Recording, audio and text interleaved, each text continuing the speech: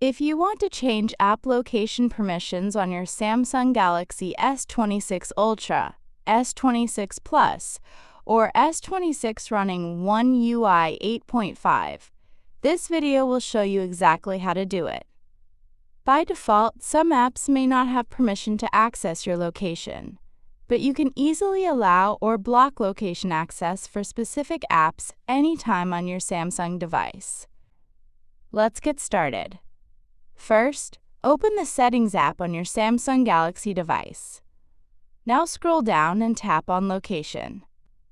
Here, tap on App Permissions.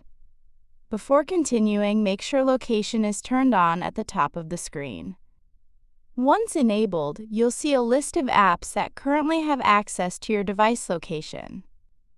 Samsung divides location permissions into different categories, including Allowed all the time, allowed only while using the app, ask every time, not allowed.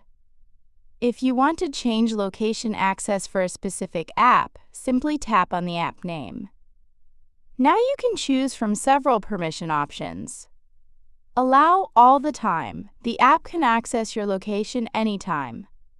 Allow only while using the app. Location is used only when the app is open. Ask every time. The phone will ask for permission whenever the app needs location. Don't allow completely blocks location access. Choose whichever option works best for your privacy and usage needs. If you want to view all app permissions on your Samsung device, tap on See All Permissions. Here you can manage permissions for camera, contacts, microphone, photos and videos, calendar, call logs, notifications, and many more. Just tap on any permission category to control which apps can access it.